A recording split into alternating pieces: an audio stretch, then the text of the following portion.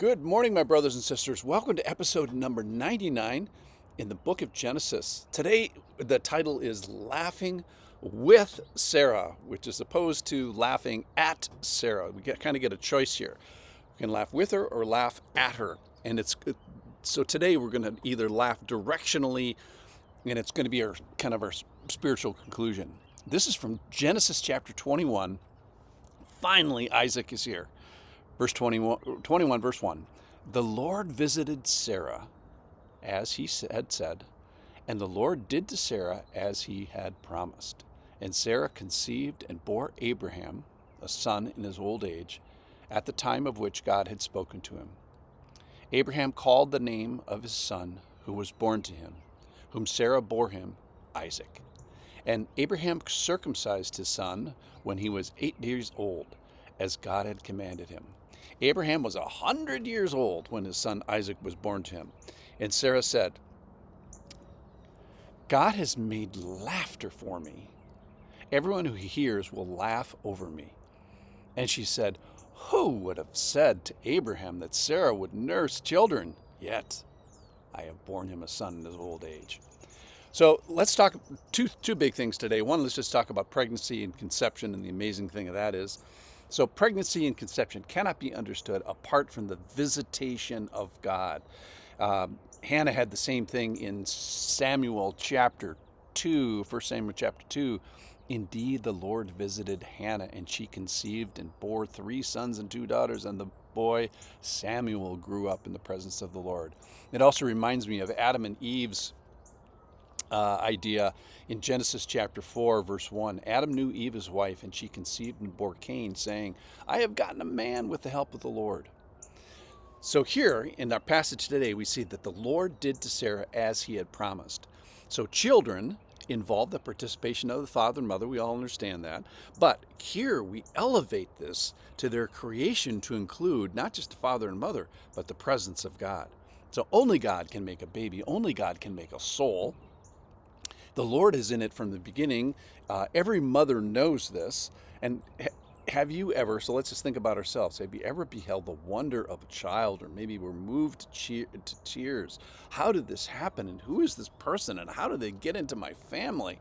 It's this process of awe that we're talking about. It's this process just before the process of being exhausted, which is what parenting is all about as well.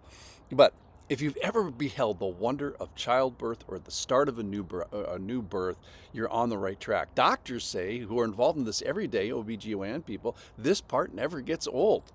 So if you're experiencing this and embracing, that's the visitation of the Lord.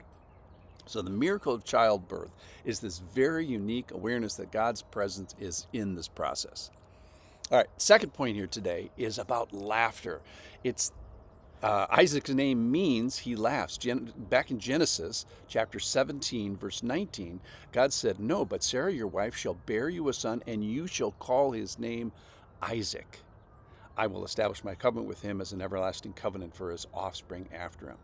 So this means he laughs. So it says in our passage today here that Abraham named Isaac, but that's not true. It's really God that names him. And God wanted this kid to be named Isaac. Why is that? To remind them every time you call the kid to dinner about this laughter, this choice of laughter that we get. So on one hand, this is a ridiculous story. Here's the ridiculous part, that God would come down to a family, that God would fire up the reproductive systems of a couple of old people, past their sexual prime, past the bloom of youth, where the way of women had ceased. And they're knuckleheads. They're not perfectly righteous. So when this proposal was made by God, they laughed at God in a bad way. So let's not forget that they kind of didn't believe it. And when we hear this story, we kind of don't believe it either. We all say, God, you can't really be doing this, entering into mankind's trouble. Why are you bothering? Why did you bother turning towards Adam and Eve after they sinned when you were walking in the cool of the day? Why didn't you just keep on walking? Why did you remember Noah? Why weren't you paying attention to all these acts of unrighteousness and faithlessness that humans have already done to you? On one hand, we say, God will never do this, or he should never do this. There's no way that God will come down. If I was God, I would never do this. This willingness of God is ridiculous. So on one hand, we kind of laugh at God, say, no way.